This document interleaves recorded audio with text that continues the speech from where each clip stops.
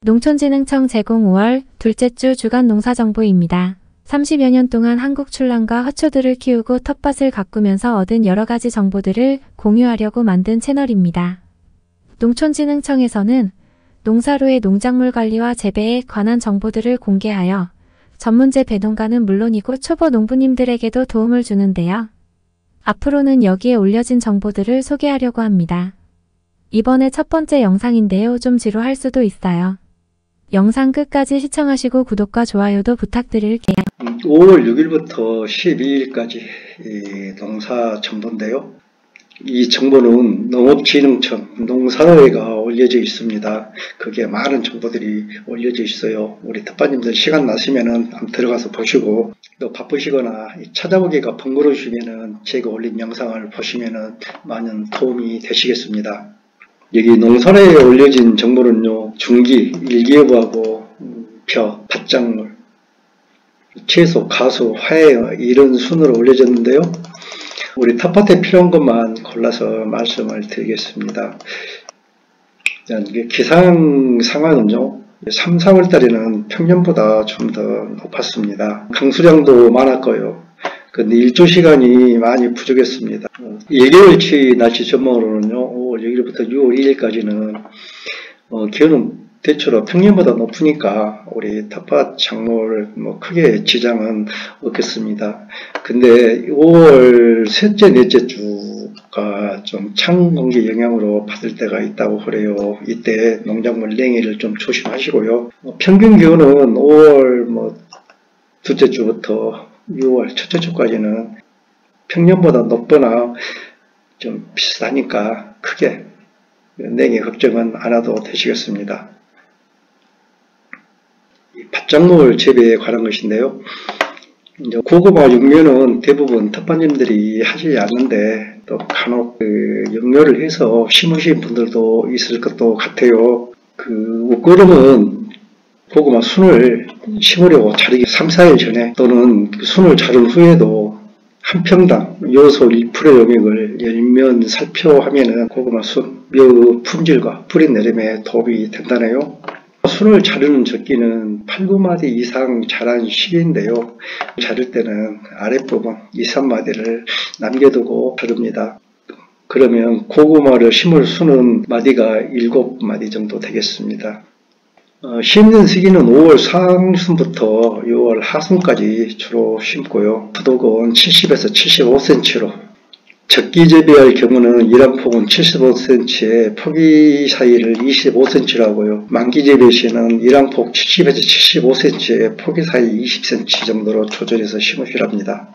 심는 방법은 수평 심기, 계량 수평 심기, 휘어 심기, 구부려 심기, 고추 심기, 빗 심기 등이 있는 이 부분에 대해서는 제가 고구마 재배 영상을 3편으로 나눠 올리면서 좀 자세하게 설명을 해드렸습니다. 부연 설명하자면 고구마는 얕은 부분에 달리기 때문에요. 지표면에서 2, 30cm 정도 얕은 곳에 묘를 수평으로 심는 방법이 수평 심기, 수평 계량 심기입니다. 휘어 심기는 이제 고구마 순 가운데 부분을 좀 더 깊게 심음으로써 너무 얕게 심어서 가물어 활착이 안 되는 것을 방지하고 활착이 좀 좋게 심는 방법인데요. 또 심는 능률도 높아서 전문 재배 농가에서는 많이 활용하는 방법입니다. 두 번째로 콩 재배인데요. 우리 텃밭에 콩을 심으실 분들은 좀 알아두면 도움이 될 것 같습니다. 땅이 너무 기옥에서 옷자람이 우려되는 경우에는 파종 시기를 좀 늦추라겠네요. 콩 지역별 파종 시기는 단작의 경우는 중북부 지역에서는 5월 중순부터 하순이고요. 타작물하고 콩을 심어서 이모작 할 경우, 양파를 지금 있는데 캐고 콩을 심거나 또는 마늘을 캐고 콩을 심는 경우 6월 상순부터 중순이고요. 남부지방은 6월 중순부터 하순 사이에 파종하시면 되겠습니다. 파종 계피는 대립종, 큰 거요. 서리태 큰 거랄지 메주콩 큰 거, 이것은 3, 4cm 정도로 심고요. 소립종, 진운지 콩이나 이 콩나물콩 좀 작은 것들은 2, 3cm가 적당한데, 토양 습도에 따라서 너무 건조하면 조금 더 깊게 심으면 되겠습니다. 참깨 재배인데요. 참깨는요, 파종 전에 이 꽃병 예방을 위해서 종자소독을 실시하라고 그러네요. 비닐 피복을 하고 재배할 때는 중북부 지방은 전남, 경남 지역을 제외하고는 5월 상순부터 6월 상순 사이에 파종하는데요. 전남이나 경남, 이 따뜻한 지역은 이 시기보다 10일씩 정도 더 먼저 파종하시면 되겠습니다. 또 5월 상순부터 중순에는 일교차가 커서 이 잘록병이 발생할 수 있으므로 주의하라고 하는데요. 우리 텃밭님들은 판매할 것이 아니고 자가 소비용이니까 좀 늦춰서 심으면 될 것 같아요. 5월 하순 정도에 심으면 안전하겠습니다. 참깨재배는 이제 비닐 피복을 하고요. 한 구멍에 이제 4알에서 5알씩 파종을 하는데요. 제가 이 비닐은 보통 90 비닐을 많이 사용했거든요. 10공, 12공이 넘어가면은 이 골 양쪽에서 작업하기가 손이 좀 안 닿더라고요. 그래서 저는 90 비닐을 많이 사용합니다. 이제 심고 한 5일 정도 지나면 싹에 트면 튼튼한 싹 하나만 남기고 이제 완전히 솎아주거나 2-3개씩 남겨뒀다가 또 2차 소금을 하는데요. 제가 참깨를 심어보면은 참깨는 싹이 잘 나왔다가도 죽는 경우가 많이 있습니다. 그래서 저는 1차 소금에서는 보통 2개, 3개를 남겨놓고요. 나중에 2차 소금할 때 하나만 남겨놓는데요. 이렇게 막 뽑아내신 분도 있는데 참깨가 처음에 나오면은 굉장히 연약해요. 그래서 저는 가위로 잘라주고 있습니다. 수수가 잡곡으로서 건강식으로 요즘에 이 밥을 지을 때 같이 넣어서 지으신 분들이 많은데요. 혹시 텃밭에 수수를 심을 우리 텃밭님들을 위해서 간단하게 말씀을 드릴게요. 종자를 소금물로 정선하라겠네요. 이것을 제가 이제 찾아보니까 물 1리터에 소금 51g은 녹입니다. 이 녹이면은 비중이 1.035 정도 되네요. 거기에 수수 씨앗을 넣고 물 위로 뜬 수수 씨앗은 골라내서 버립니다. 파종 적기는 이제 중부지방, 북부지방의 경우 5월 하순에서 6월 하순이고요. 파종 한계기는 6월 하순이네요. 6월 하순 이전에 심으셔야 최소한 수확은 하겠습니다. 시기는 그 모종 크기가 10에서 15cm 정도 자랐을 때 옮겨 심으면 되겠습니다. 파를 할 때는요, 일학 너비를 한 60cm에서 폭이 사이 20cm로 파종을 하시고, 우리 텃밭에서는 줄뿌림보다는 이 전뿌림이 맞겠습니다.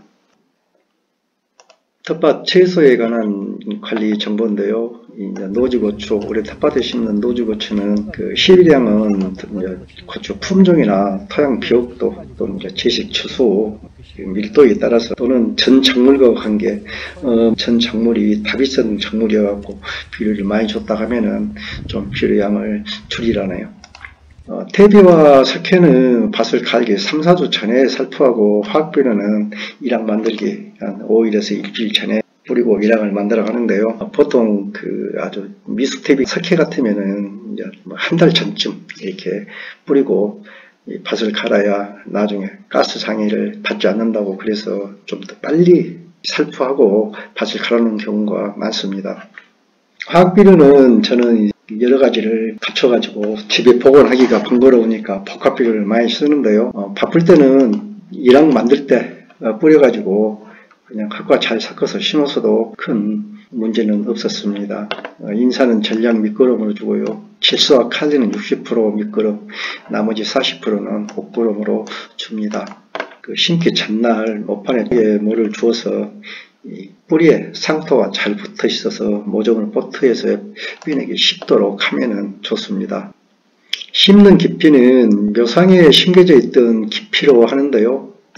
이 말은 그 모종판에 그 모종이 심어져 있으면은 그 상토가 지면과 평평할 정도로 그 높이로 심으시면 되고요. 너무 깊게 심어가지고 줄기가 이 땅속으로 들어가면 그 줄기에서 새뿌리가 나오면서 활착이 늦어지니까 깊게 심으시면 안 되고, 또 너무 얕게 심어도 그 뿌리가 우리 땅 표면 쪽에 모여 있어서 건조 피해를 발생하기가 쉽습니다. 마늘 양파 관리인데요. 지금 마늘 양파는 한참 비대기에 들어가 있습니다. 비대기 때 보면은 이 물주기를 굉장히 강조를 하더라고요. 어느 자료를 다 찾아봐도 비대기 때 물주기 굉장히 강조를 많이 합니다. 그런데 지금 요즘처럼 계속 이렇게 비가 오면은 물 관리는 크게 걱정을 안 하셔도 될 것 같습니다. 토양이 건조하면은 그 토양에 있는 양분을 뿌려서 흡수할 수가 없죠. 물과 같이 흡수하는데, 그래서 꼭 건조하지 않도록 해야 되고요. 비대가 시작되는 시기에 건조하면은 수량이 많이 감소하므로 7일에서 10일 간격으로 2, 3회 물을 대주면은 증수 효과가 매우 크답니다. 또 물을 너무 많이 줘서 토양에 지나치게 습하면은 이 뿌리가 호흡을 못하죠. 그리고 제 기능을 발휘하지 못해서 생육도 불량해지고 구가 비대하는데 장애를 입는다고 하네요. 비가 많이 오거나 며칠 동안 계속해서 비가 오는 경우에는 토양이 너무 습해서 피해를 보는 경우가 있으므로 물빠짐을 좋도록 해 주셔야겠습니다. 물은 많아도 문제, 작아도 문제입니다. 건조하면은 10일 간격으로 2, 3회 주라고 그러네요. 마늘, 양파에서의 녹균병, 우리 텃밭에 심는 작물들 녹균병이 꽤 문제인데요. 병균 밀도와 습도, 온도가 이 발병에 미치는 가장 중요한 요인이네요. 질소를 많이 줘가지고 식물이 연약하게 자라거나 또는 배수가 불량한 곳, 전년도 심어가지고 발병했던 곳, 이런 데서는 계속 발병하므로 연작을 하지 않아야겠습니다.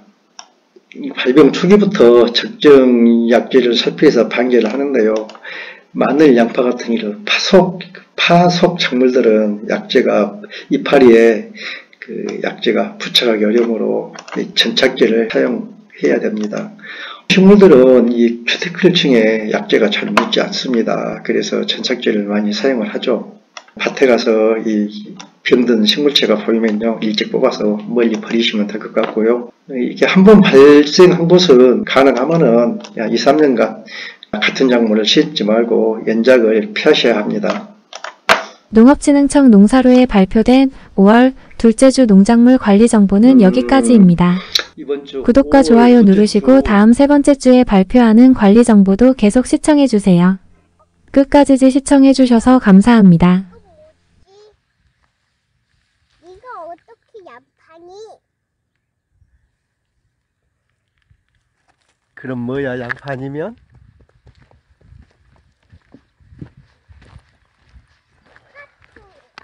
하트.